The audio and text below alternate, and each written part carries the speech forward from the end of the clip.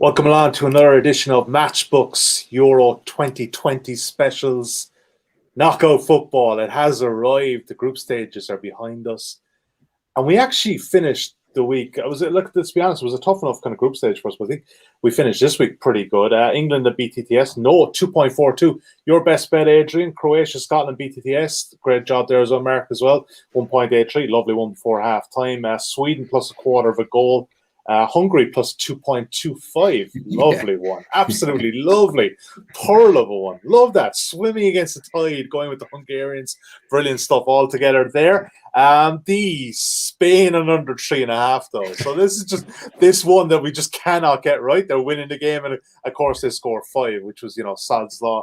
That was the way it was going to go. Adrian, Clarke, it's been an interesting couple of weeks for us. Yeah, really good. Yeah, no, we had a good slate, I think, last time out. Some decent winners, and yeah, the England and BTTS. No, I mean, yeah, it was almost as if they just played for that, wasn't it? England, they got their noses in front. It was like, right, well, you're not going to score. We're not going to try. It was a very curious performance, but England have won the group, and boy, did they get some reward for winning that group. A lot of people were saying, they should be runners up. Well, if they hadn't been runners up, they'd have landed in definitely the toughest half. So yeah, well done to Gareth and the boys, but got to get a bit better. Absolutely. And let's have a look at the outright betting as it leaves us after the group stages into the last 16. France have been favourites throughout this tournament, and pre-tournament they're 5.5 now. Tougher part of the draw, of course. England in from double digits. They were 10.5 here the other day at Matchbook.com. They're 7.8. Italy have a small bit of a drift there. Again, tougher side of the draw at 8.2. Exact same price, Germany at 8.2. Spain at 9.0. The Netherlands 10.6.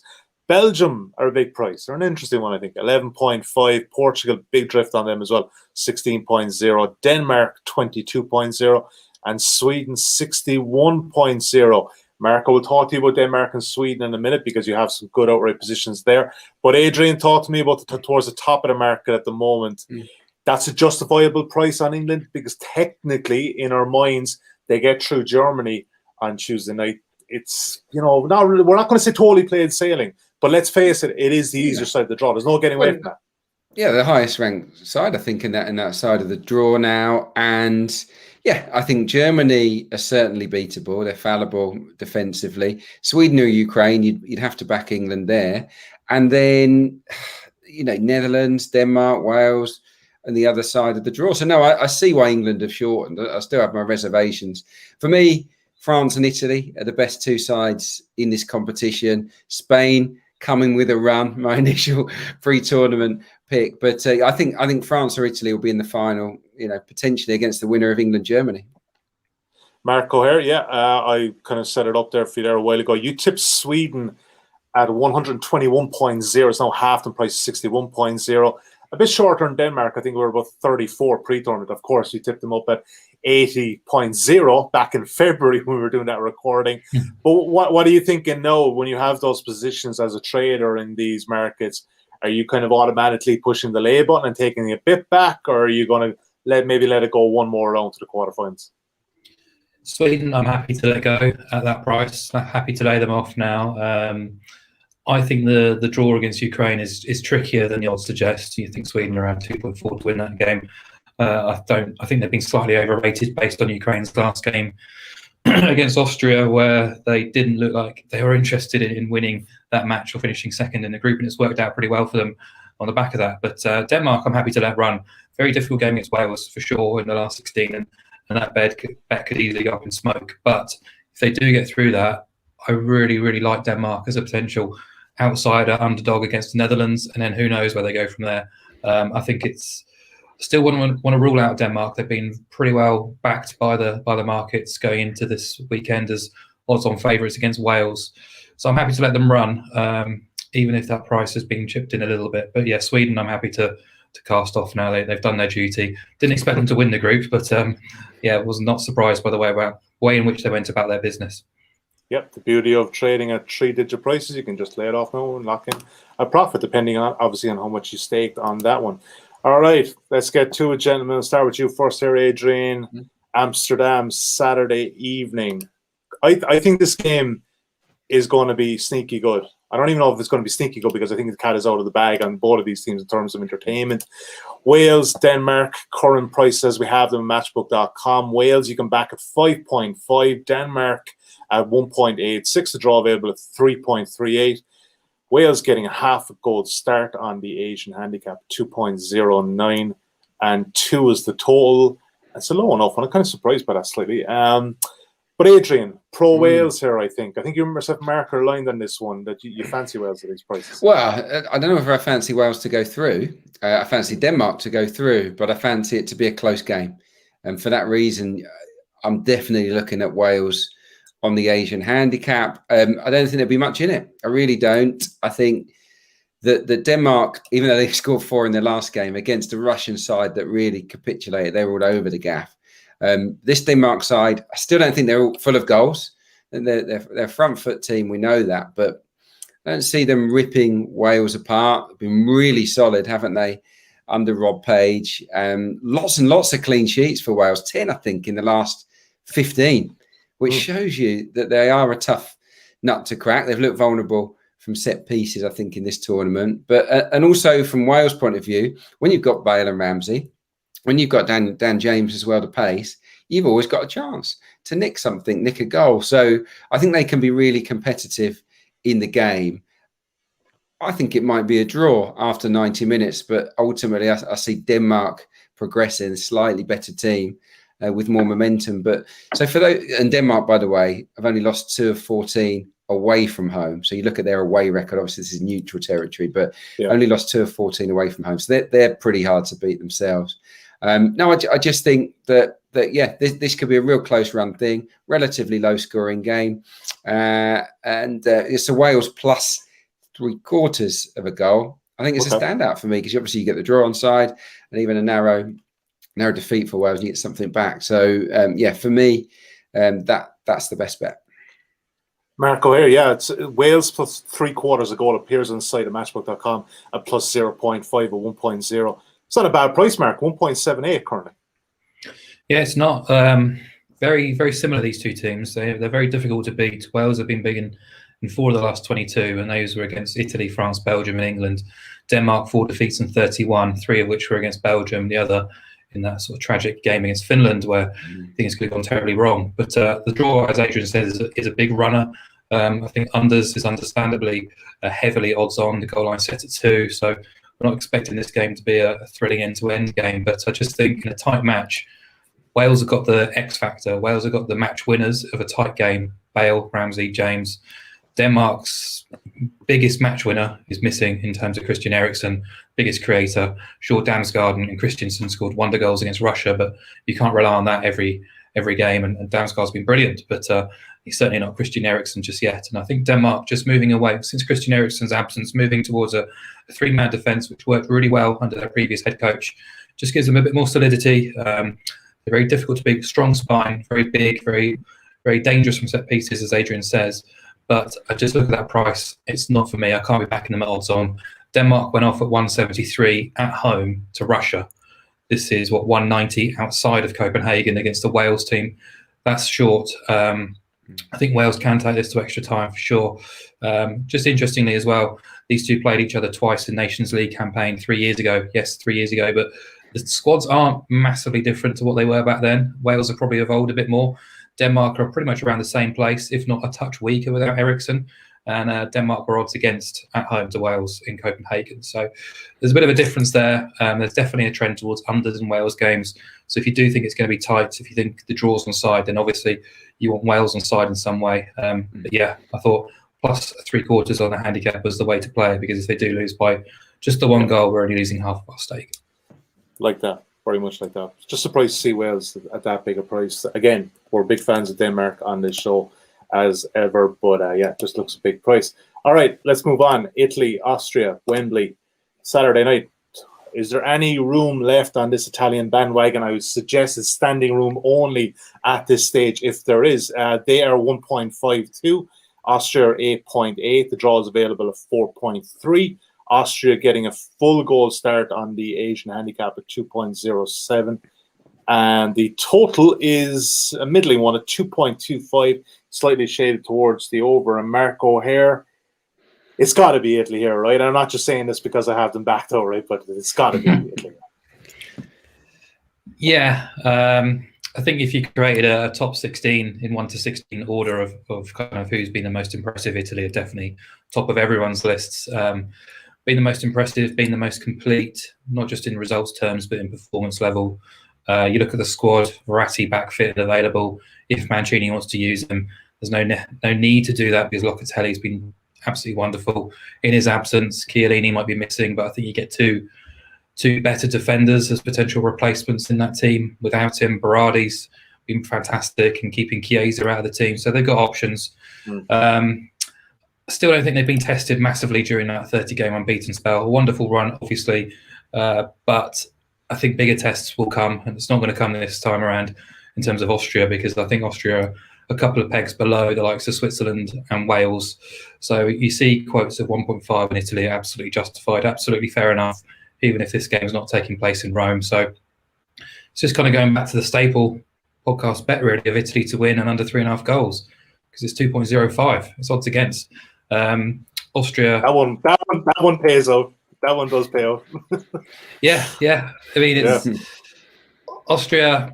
I think it stunk the place out a little bit in their first 2 games. Maybe got a bit of credit in the bank for that performance against Ukraine, where I think there was only one team trying to win that match. I expect them to revert to being an ultra cautious team, which is what they do under Franco Foda. It's all defensively minded. It's all very pragmatic. I don't see any reason why they would try to be expansive against this Italian team. It's going to be contain and counter. I don't think they've got the ability in the final third to be decisive in the few opportunities they do get to cancel as well. So, yes, individually they can bloody a nose of any team, Austria. I think that's what's quite upsetting about things for Austrian supporters, is they're not getting the best out of those players. They're certainly not the sum of their parts. And I think Franco Foda's negative attitude will play up and Italy should get the victory. I think Italy to win an under 3.5 goals is a very strong player at odds against. Yeah, it's currently 2.09 at Matchbook. Adrian, you're following a similar course here, but slightly different for a bigger price. Yeah, exactly. Echo everything that Mark said. They've been pretty flawless, haven't they? And of course, the majority of the Italian players were rested last time out, so they'll come into this one nice and fresh, and there'll be a sense, I think, within that group that there's genuine competition for places, because the guys that came in didn't exactly play poorly against Wales. So they're pushing one another on, the Italians. From an Austrian angle, obviously much improved against Ukraine, but I would rather look at their performance against Holland, because the Netherlands play in quite a similar style to Italy, especially when they go and press. So Austria actually have had quite a lot of the ball in this tournament. So I think they will try and play out from the back. And when they do, and when they did against the Netherlands, they struggled big time. They couldn't really get it out of their own half, only towards the end when Holland was sort of cutting loose. So if that happens against Holland, it's going to happen against the Italians, in my opinion. They're going to pin them in. And I think they'll toy with them, the Italians, underneath the arch, and they'll win comfortably. I mean, when was the last time Italy conceded a goal? You're going back an awful long time, load of clean sheets in a row. Can only see Italy beating Austria. They're definitely a few rungs above them. So for me, for slightly better odds, Italy and BTTS no is the play I'll take. But obviously, it covers off the 4-0 or the 5-0. But the same breath, I understand from Mark's point of view, you probably cover more results in the under 3.5 market. But I just don't see Italy conceding, which is why I'm willing to take the risk. Yeah, no, I like it. They're very similar, so I'm just going to make an executive decision on Adrian. I'm going to see to you. I'm actually going to be a bit more aggressive this week after a good few wins this week. What's that, Sally? Yeah, I normally side with Mark, and he's less aggressive approach, but I'm going to side with you here. Italy and both teams to score no, which essentially is Italy to win to 0, is currently available at 2.3 at Matchbook. I like it. Don't worry, Mark, I'll get you back. Don't worry. Yeah, I got you covered. I got you covered. And Adrian, stick with you for this one. Let's look at the Netherlands and the Czech Republic. It's in Budapest on Sunday evening. The Netherlands, you can back at just under 1.74. Czech Republic at 5.6. The draw available at 3.98. Czech Republic getting a 3/4 of a goal start on the Asian handicap, 2.0, and 2.5 is the total. And Adrian, we've obviously discussed ad nauseum Frank de Boer coming into this competition. But that team looks like there was talks in the Dutch media prior to the tournament that they were not happy, the players, with this 5-3-2 or whatever way you want to look at the 3-5-2. But they look very seldom. They do. Yeah, no, they've been good. It surprised me. They have had the easiest group. It was a shockingly bad group, but they've made the most of it. And they've scored goals and they've built up some confidence and momentum. And I think it suits them. It certainly suits Dumfries down the right. Van Aanholt, he's not a great defender, but he isn't bad going forward. Having Wijnaldum in that advanced position has worked like a dream. And Depay is sharp. And I think Marlon has come in the last game and looked really good. So Depay and Marlon will cause anyone problems with their pace and their movement. On the counters, they're a transition team, Holland, although in this game they might have more of the ball. Yeah. The Czechs are just ugly, aren't they? Let's be honest. I mean, they just want to make it a scrappy game, and that's what they'll do. They'll do here. They only had 9 shots on target. Czech Republic, I think that ranks them 18th out of everyone that started the competition. So their goal threat isn't massive, you have to say. And you wonder how many times they're going to get into that final third and push Holland back. I don't think they're that strong at the back, Holland, but I think they're by far the better team, in my opinion. And I think they'll win this game. I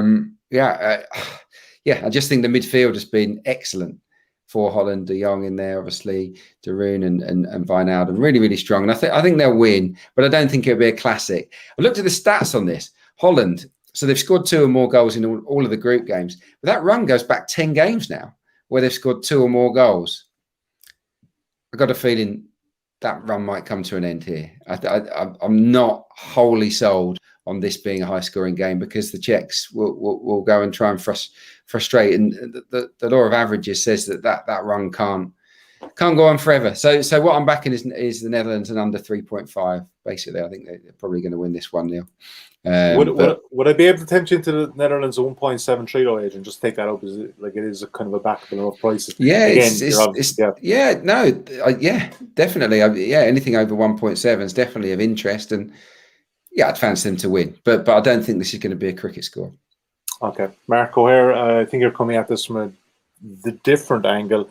You think the Czechs can make it hard for the Dutch on Sunday? Yeah, I do. I did find this game quite tricky because they're very, very different in how they operate. Netherlands playing with a swagger, with a freedom, with abandon, which we haven't seen during Frank de Boer's reign, especially at the start when he was criticised for being too defensively mindset. But they have been playing without the handbrake on, which is encouraging. It's been fun to follow. Individually, there's no contest here, particularly down the spine of the side. The Netherlands, man for man, are much the better team. But it's whether you buy into Frank de Boer and able to mastermind his way through these kind of games, and I certainly don't. And when I look at the Czechs, I just see a team that's getting every single ounce of ability out of each player. I see a team completely at home, comfortable in the system, able to spoil, able to compete, not just from what we saw at Wembley, but during Jaroslav Silhavi's reign, just a really awkward team to play against. And there is plenty of old school principles around this Czech team. They do play with plenty of energy, physicality. They do compete for every ball. They are physical. They're very strong from set pieces and just very organised. And you can go back to that word, awkward. They're just difficult to play against. And I think they'll smell blood because this is Netherlands outside of Amsterdam for the first time. They're going to be playing in Budapest. It's going to be very hot. And I just look at that Czech team, and whilst they haven't set the world alight, Patrick Schick's incredible finishing against Scotland, the penalty was against Croatia. I don't see them getting outclassed. I think they can compete. And I look at that Dutch price of even at 173. They're 166 at home to Austria. So they're now not at home and playing a team who are probably quite similar to Austria in many aspects. To me, that's kind of not for me. So I try to find ways to kind of oppose Netherlands, whether that's just a straight lay or whether you get Czechs onside +1 on the Asian handicap, which has just dipped below 170, which is a bit of a shame. But Yeah, I'm quite happy to give this a pass if you want to go with Adrian, but I just don't like the Dutch. Not in this game, not outright, not in anything. What about an unders shout? I mean, do you think it'll be a low scoring game? I looked at the unders mark, under 2 3/4. You can get, last time I looked at 1.75. That's an interesting play. I think that could be. It is interesting. Something. You mentioned it in your pitch though that the Dutch defence is individually very strong, but does not fill me with confidence at all. And if the Dutch get ahead, Czechs are going to have to press, and suddenly that defence comes under pressure. It's a knockout game. There's a great opportunity for unders in all these games. So potentially, it's just a complete clash of styles. Yeah. I think that's a no bet game, guys. It's pretty short. It's a no bet. It is a hard one. I think that's the hardest of them all. Yeah. But that's okay. No bet sometimes is the best bet. Believe me, I know that from experience, and it's okay to do that. The guys give their different opinions. You're watching this or listening. Chances are you will have your own opinion, and hopefully one of the guys' opinions tipped you over the edge in that sense. All right, let's move on. I think that we have a bit of consensus on this next game, and it is Belgium against Portugal. This definitely. If I told you guys at the start of the tournament that this was the last 16 fixture, we'd be penciling this in as the absolute standout. And it has potential to be that way. And you can back Belgium at 2.57, Portugal at 3.14, the draw available at 3.36. Portugal getting a quarter of a goal start in the Asian handicap at 1.8, and the total is 2.25. And Mark, look, the game sells itself, and you expect potentially a good game and both teams to get on the scoreboard. Yeah, I like both teams to score. Bit of a shame this game is taking place in Seville, so we've got the pitch issues, the humidity. 9 p.m. in Seville, even in the summertime, everyone knows it's a furnace, and that's a bit of a shame. But Belgium have 2 extra rest days coming into this game. They have had to go from Copenhagen to St. Petersburg, but they haven't had a hugely testing group and only really needed the cavalry for half the game against Denmark. So they'll be fit, they'll be fresh, they'll be ready. Whereas Portugal had to endure the heat against Hungary, difficult game. Played an inspired Germany team in Munich, then that cracker in Munich again against France on Wednesday night. So they've been up and down and top and bottom of the group. And physically, emotionally, I think there's a bit of baggage there for Portugal, which is quite off-putting. A reasonably quick turnaround as well. So I do think it's advantage Belgium. I wouldn't be too surprised if that price on Belgium comes in before kickoff. But I thought Portugal played all right against France, in fairness. Still, there's issues in that team, and I wonder whether they've got the midfield balance right and ready. But goals are the angle for me to play here, because Belgium have got a mistake in that defence. The age profile, obviously quite old, but individually and collectively they don't look watertight. But the talent on both teams is quite exceptional, really. We've got a match where we could have Lukaku, De Bruyne, Hazard, Mertens, Ronaldo, Jota, Bernardo, all on either team, really. And you look at the 2 defences, neither really fills you with confidence, particularly Portugal if Semedo's missing as well, which means there's a massive deficit at right back. I mean, he's hardly the greatest defender anyway, but without him or Cancelo, that's worries. And Belgium will be playing with a wing-back system as well. So really, it's Martinez just plays with an attacking approach all the time, doesn't he? He looks to outscore opponents, and I think Belgium will definitely get on the score sheet. I wouldn't be too surprised. The mood Ronaldo's in at the moment, but Portugal do as well. So I like both teams to score. What was it? 186, I think it was. Yeah, 185. Slightly smaller. Adrian Clarke, we're back in the Olympic Stadium in Seville, your favourite pitch, your favourite piece of turf outside of Rodney Parade. But I presume that's why this goal line at 2.25 probably is a bit low, and it might be inflated because of that. But you suspect there's a bit of value back in the overs. It's been trimmed already. When I looked at it before, it was 1.89. It's into 1.877. I think that's going to continue to trend downwards. So I might as well get my money on early doors on this one. Agree with everything Mark said. Both teams to score is a great shout. I like over 2.25 goals. Just when I look at it from Belgium's point of view, all I can see is Kevin De Bruyne feeding Lukaku with those through balls. That's all I can see, because Portugal have struggled with that. I mean, they struggled big time against France. I mean, Pogba bisected their back four on numerous occasions with great through balls.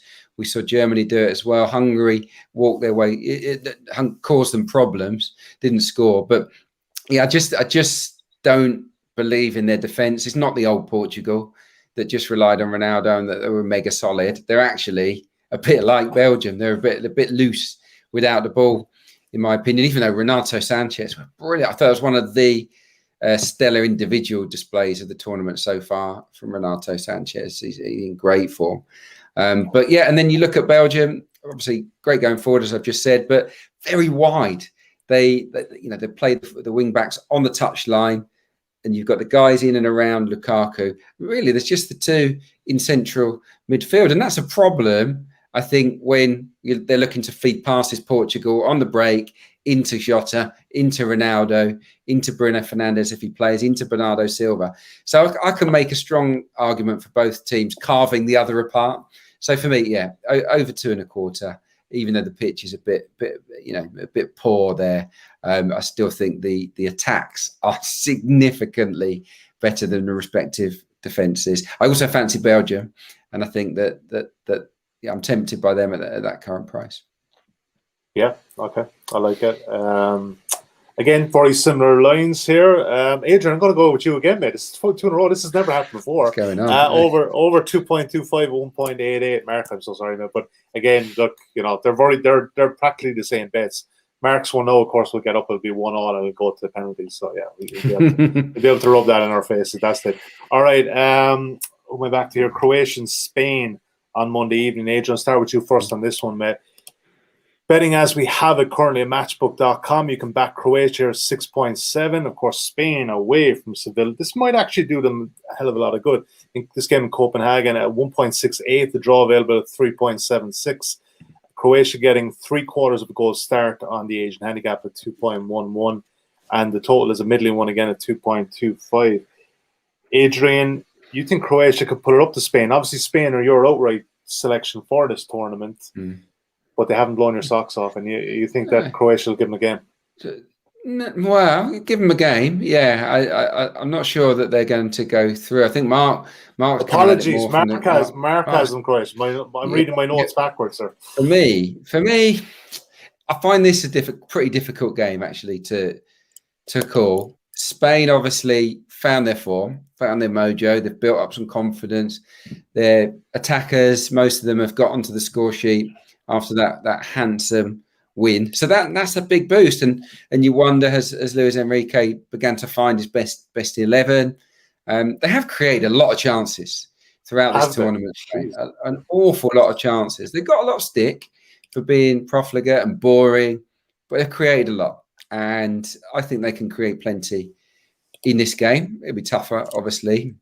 I do think that clearly Croatia's midfield is their strong suit, with Modric and Kovacic and Brozovic, but Spain's midfield is, as the sum of the parts, I think is more than its match. So I think they'll control it. Croatia better with Vlasic up front and Petkovic. It's taken a while for them to get there. So Croatia are better going forward now than they were at the start of the tournament when they played England. Spain are definitely looking better going forward. So actually, I'm looking at a few goals here. Either both teams to score or Spain and over 2.5. We've done Spain and unders throughout this tournament, but I just think that there's a possibility here that it could be a decent game. I've looked at Croatia in 16 matches this season in 2020-21, 2 clean sheets in 16 games. So for me, Spain are definitely going to score here, maybe a couple of goals, but I think Croatia are worth one potentially themselves. So yeah, Spain and over 2.5 is my shout, and I think the price is reasonable at 2.86. So that's a little carrot for me, but I can see why I might argue against Spain. And Mark, make the case for the defence. Why should we be backing Croatia plus a goal? Well, it's not a strong view, in fairness. This is a really tricky, trappy game to second guess. It's more based on the price movements, with Spain opening around 1.85 for this match, and quite a lot of money came for Spain straight away. And as you see now, they're down to 1.68, and I made them, we were at 1.75. So I just think they've been over bet a little bit based on that game against Slovakia, where, same old problems to begin with until Dubravka chucks it in, and Slovakia just wilt in the heat because they've been chasing. I honestly, that game gets to half time and it's scoreless, that could be very different. Very different. It could, yeah. And Slovakia knew the writing was on the wall, and I thought it was one of the most unimpressive 5-0 wins of many 5-0 wins I've seen. But I think I've been fair and measured in my criticism of Spain throughout this tournament. I've acknowledged that they have created chances. They've been unlucky, but there are a few issues. I think team selection, I disagree with it. Clearly, Luis Enrique is more qualified to make those calls than I am, but to not even have Marcus Llorente in his starting 11 just baffles me a little bit, to be honest. Yeah. I look at that team individually. I don't think they're all that at all. But saying that, I think Zlatko Dajic got his Croatian team almost spot on against Scotland, and I thought they performed really, really well considering difficult circumstances away from home against a vociferous crowd. I thought they controlled and managed that game superbly well. Yeah. Modric's goal obviously was beautiful, but defensively is the issue with Croatia massively, and Lovren's going to be suspended for this. So you got Cheleta Sar. Well, that's a boost for them, yeah. Well, as much of a muchness, isn't it? You got 3 clowns at centre half. It's which two's available. So Cheleta Sar and Vida. So there's opportunity there. But schedule wise, Croatia haven't had to do a huge amount. London, Glasgow, now Copenhagen. So they're not going to be sort of tired or leggy or anything. So they should be ready and willing to go. I just think here we've got 2 teams, possession-friendly teams, without a huge amount of cutting edge, without a ruthless edge in the final third. So for that reason, I think Croatia can be competitive. And I think +1 Asian handicap is 1.8. Compare that to the price in Spain to win at 1.68, where we're getting our cash back if Spain do win the game by exactly 1 goal. Probably the best of a bad bunch for me. All right. Yeah, no, it seems to be more of a numbers play. And do you know what, Adrian? I'll be honest. Spain, I'm kind of done with them. Even when I back them to win, they still lose my bet. So I don't know. I'm done with them. So I'm going to make an executive decision here and take Croatia plus a goal at 1.8. I do like the angle. And outrageous. Outrageous. I know. Well, look, you're still leading 2-1 here, mate. So that's outrageous. No, Mark, stick with you for this next one, Mark. France and Switzerland, Bucharest on Monday night. Like Switzerland just strike me as a team you're kind of like, are they still there? All right, okay, fair enough. Okay, you got to put some bit of fodder there. Okay, but France, you can currently back at just under 1.59. Switzerland at 8.0. The draw available at 4.05. Switzerland getting a gold start on the Asian handicap just under 1.9, and the total, which is a common one this week, at 2.25, and it's very even market there, slightly shaded towards the over. Mark, it's a pro-French angle here for you, but what's the best way in terms of a bet? I think France to win and under 3.5 goals. You take the 2 as short price, very short price singles. I think it's a reasonable angle to take.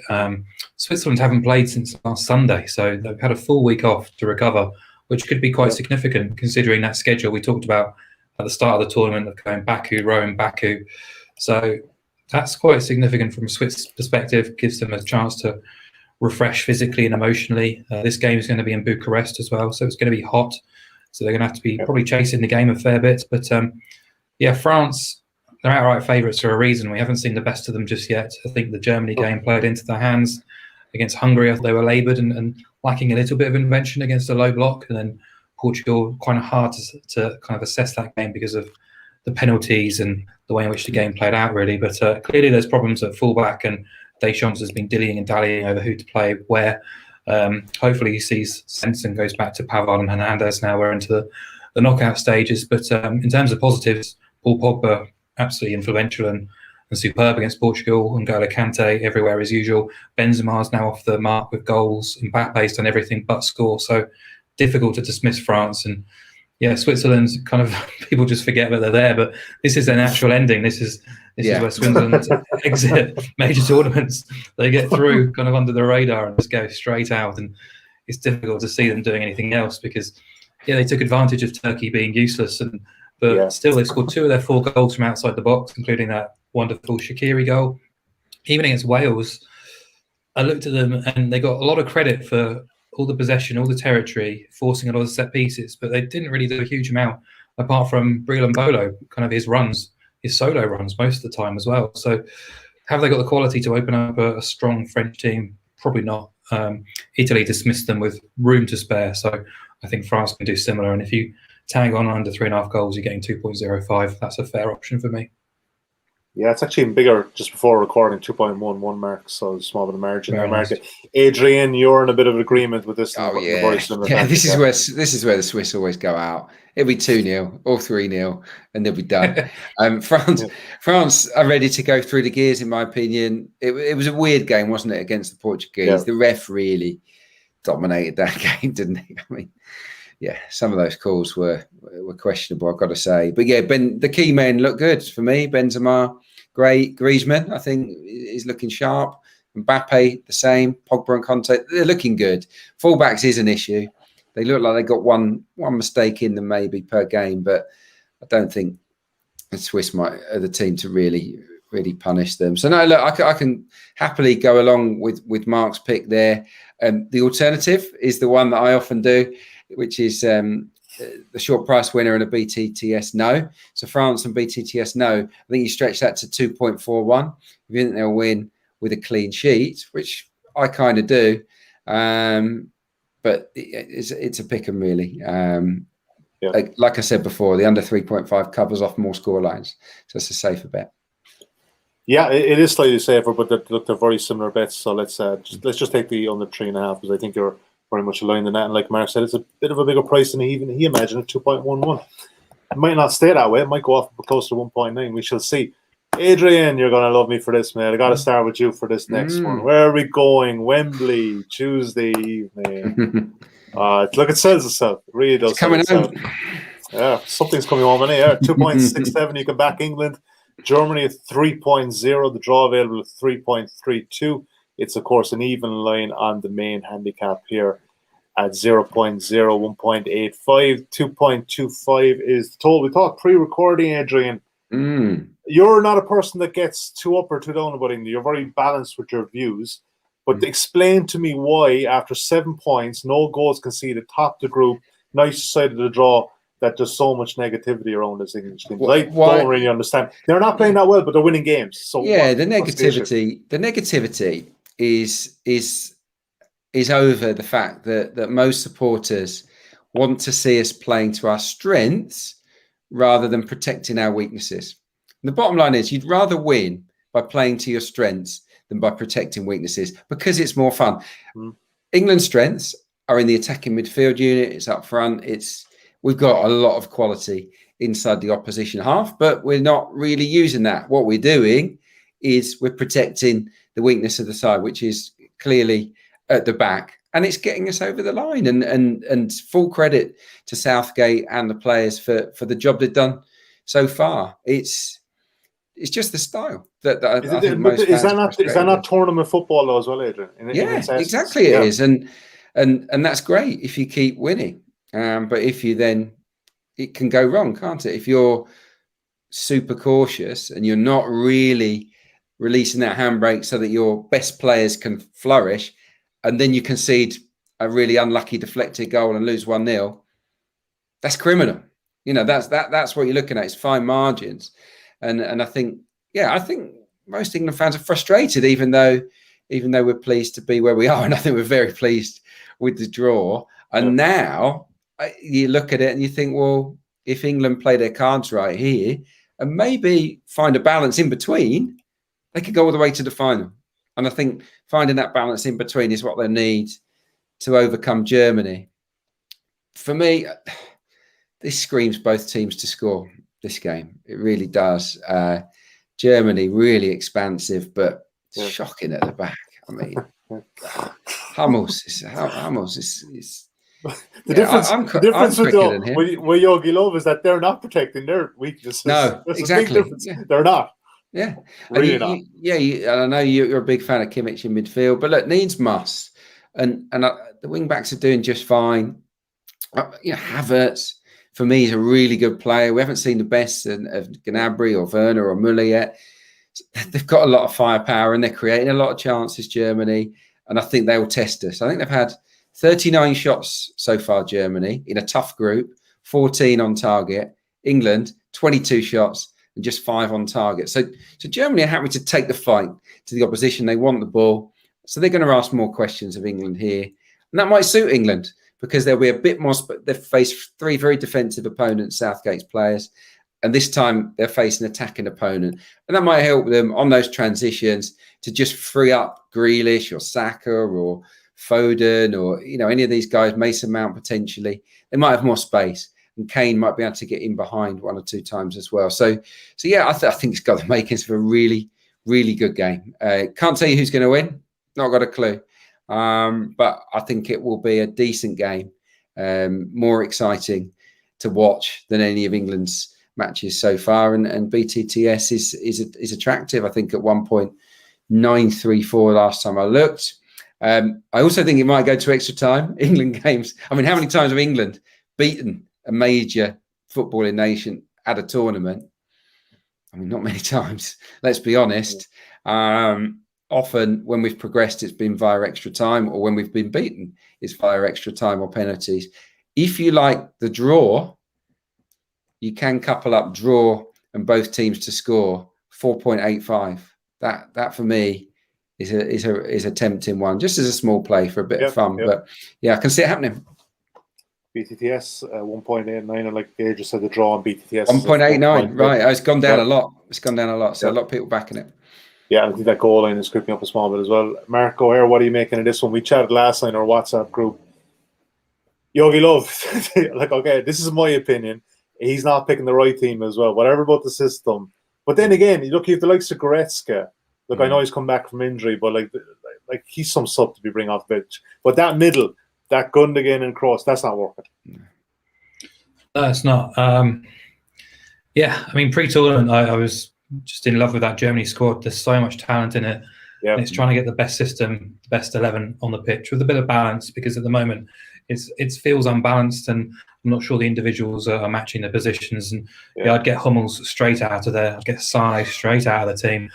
Get Goretzka straight in. Now he's fit and available. Yeah. I don't mind Kimmich at wing back at all. No. I think that's probably their weakest position. So to have him drop back into that is absolutely fine. But you can effectively pick the Bayern Munich midfield if you want to. So why would you not do that? Clearly the Achilles heel is defence, and that's going to cost them a shot at the title, in my opinion. And I think England's analysis have to be straight in Southgate's ear to say that enough of this slow progress. We might not have dazzled, but it's time to go out and play football and attack this team, because they have got serious frailties which you need to try and expose. And if you play this slow-paced, cautious game, you're not going to expose Germany on the counter-attacks or in transitions. So you need those decisive, confident players with pace to make the difference. Your Fodens, your Sanchos, Saka's even after his performance against the Czech Republic, because they should be able to hurt this Germany team. Yeah. It's just whether Southgate kind of lifts.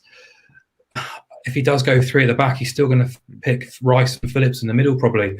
It's not good enough, really, to really put this Germany team under massive pressure, who did concede 5 goals in the group stage, and it could and should have been more. Even against Hungary, they look so vulnerable in transitions, and that's Hungary. So, yeah, I agree with Adrian. Both teams to score is the bet here at 1.9 or above.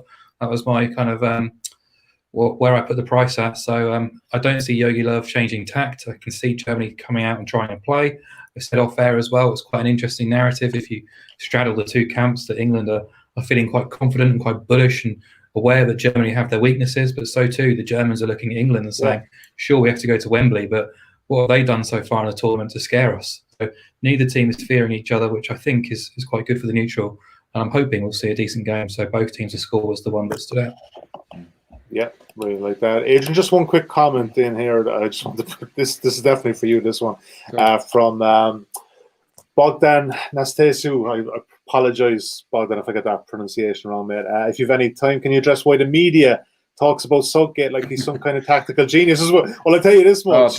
When he's by far one of the worst managers at the Euros, according to Bogdan. And you've come to the right place, because there's one person in the media who doesn't think that he's a tactical genius, is this gentleman right here. Yeah, no, absolutely he's not a tactical genius. He's a great man, a wonderful ambassador, great organizer. The prep for these games is unbelievable. A friend of mine's the goalkeeper coach. I don't speak to him too often, but Martin Margetson is on the staff, and I remember talking to him. The prep that they do is just unreal. No stone unturned. But in games, Gareth Southgate is cautious and he doesn't always see the bigger picture. I tell you, Gary Neville has really surprised me during this tournament. I got a lot of respect for Gary Neville and his opinions on football, but he's at pains to point out how much he trusts Gareth Southgate with this team, and I don't see it. That said, I hope Gary's right and I'm wrong, and that England just fly through to the final, because there is a chance for them thanks to this draw. For me, I'll go back to the point I made earlier. If he can strike the right balance between what Mark said he wants, which is, let's go and attack Germany's weaknesses, and retaining some of that solidity, then we've got a team. We really have. One or the other, and we're in trouble. It's about finding that balance, of course. Thing to say, right? Both teams score a very confident selection from the gentleman era, 1.89.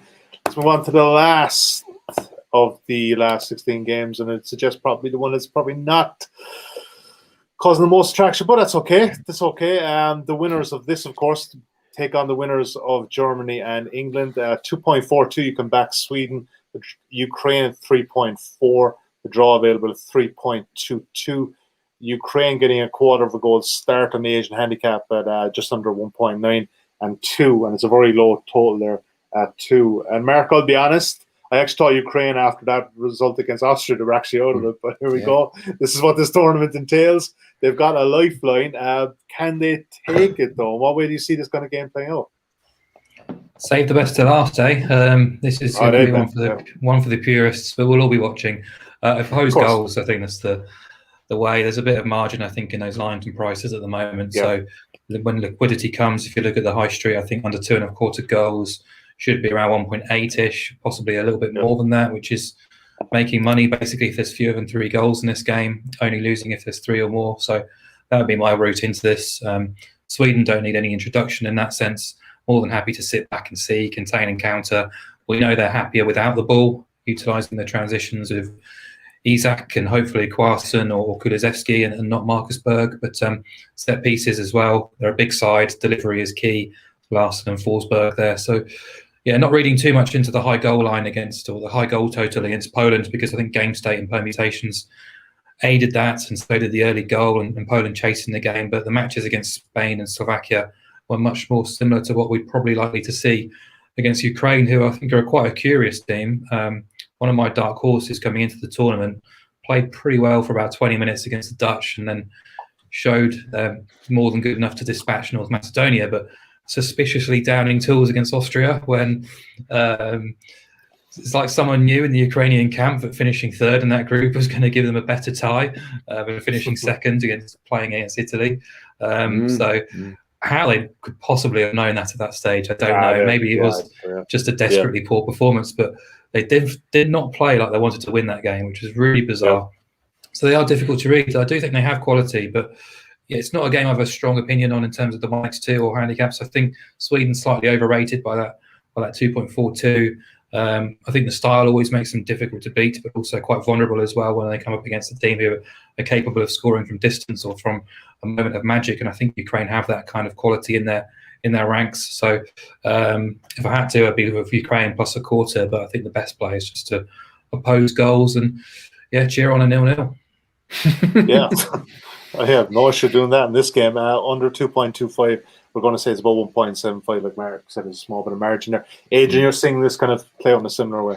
Yeah, can't really disagree with any of that. Ukraine are just flaky, aren't they? You don't know what you're going to get. They've got these mercurial talents going forward, but unconvincing as a team, just unconvincing. They gifted so many chances to Austria in that last game. It was a weird performance, and the Netherlands also really came at them and created plenty. So it's a funny one. I think Sweden are getting better. Obviously, they've proved that they do have another string to their bow. Forsberg's looking sharp. Isak's still good. Kulusevski, 2 great assists the other night. So he's a potential to come in from the start.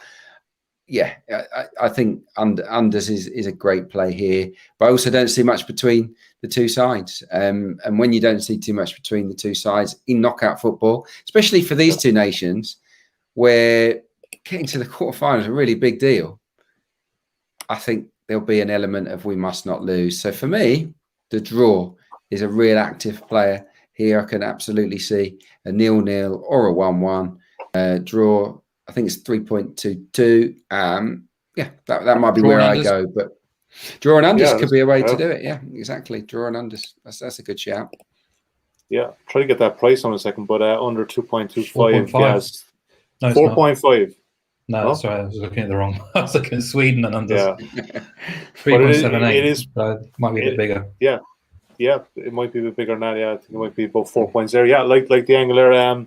Just for the while I don't have that to hand, let's take under 2.25 or 1.75 there.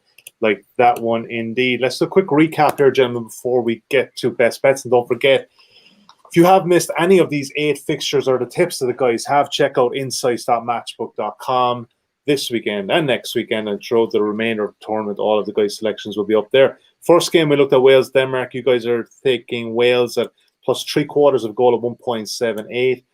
The next game, I made the kind of executive decision here. Very similar lines in Italy, Austria. Italy to win and both teams to score no, which is obviously Italy to win with a clean sheet. Differing opinions in the Netherlands, Czech Republic, so we didn't put in a bet there, so that's a no-bet game for us. Belgium, Portugal, we took over 2.25 at 1.88. Croatia and Spain, I made an executive one here as well. Adrian was siding with Spain a bit, but what I went with Mark with Croatia plus a goal. So obviously if they lose by a goal, get your money back, and it's a 1.8. Far more of a consensus on France, Switzerland, France to win at under 3.5 is 2.11, and a very much consensus at Wembley on Tuesday evening. Both teams score at 1.89, and we just chatted about their Sweden and Ukraine under 2.25 at 1.75, and as Mark said, that's one for the purists. Just a couple of questions before we do wrap up. Which one would you want to tackle there, Mark, in particular? I'll take the second one, not the golden boot. Okay, the Limerick for Liam. So that's actually GA term, guys. That's the county above me, Limerick. I'm not, but he's spot on. They're favourites for Liam McCarthy Trophy. Ukraine crawling into the last 16 was brilliant for my accumulators. Is there any team that has been a slow starter that could do well in the knockout phase, Mark? Yeah, I think so. England. England started the competition at what, 6 favourites, second favourites, 6.0. They've since drifted to 7.8. I don't think a huge amount has changed. It might sound controversial, it might not, I don't know, but I almost kind of just remove everything that's happened in the group stage. This is a new competition now. This is knockout football. Everything that was done in the group stage is almost irrelevant now. Sure, England didn't get out of second gear in that, but we know there's so much potential in that team. We know that the draw is incredibly good, and yeah, they might be straight knocked out in the first knockout round. We don't know, but if they do, everything opens up for them, and suddenly that price crashes because outside of Germany, there's not a huge amount of opposition. They're going to be strong favourites to win every game. I know they have to go to Rome for the quarterfinals, but semi-finals and final at Wembley, that price will crumble if they beat Germany. So, if you'd asked me if England were a value at 7.8 before the tournament, I said they would be contenders, challengers. Yeah. Will they be value? Possibly around that mark. Certainly not at the price they were at the beginning of the tournament. So just based on those 3 games, I'm not willing to kind of push England out that far in the outright market, especially when you consider the path they've got to the final. So they definitely did start slowly, and we definitely do know that they're better than what we've seen so far.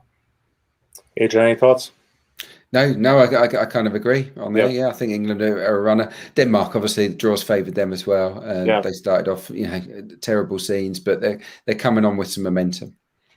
All right, best bets time, guys. Adrian, you want to kick us off here? What's the best bet of all those ones, man? Oh, some good ones this time. But I think for me, it's Belgium versus Portugal.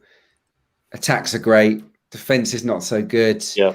I think that they have the tools to scythe one another apart in the game, and over 2.25 really is winking at me as a really strong bet.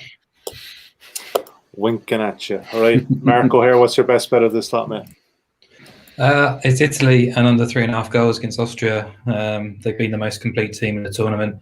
They are moving away from Rome, but they're playing an Austria team who would just come and shut up shop and try and grind something out. So, yeah, I do like that. I've had the Italian national anthem in my head all week for some reason. I'm not even on Italy outright, so it would be rude to do them a disservice.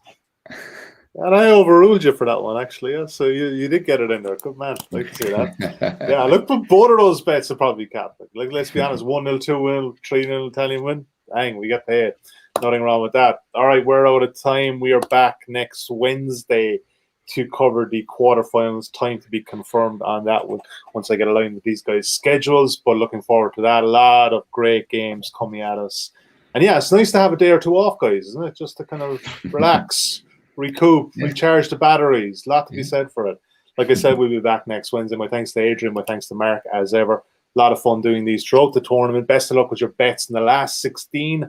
Hopefully, we'll get a few winners, and we'll be back, as I said, next Wednesday to preview the quarterfinals, last 8. Enjoy it, and we'll chat to you then. Bye for now.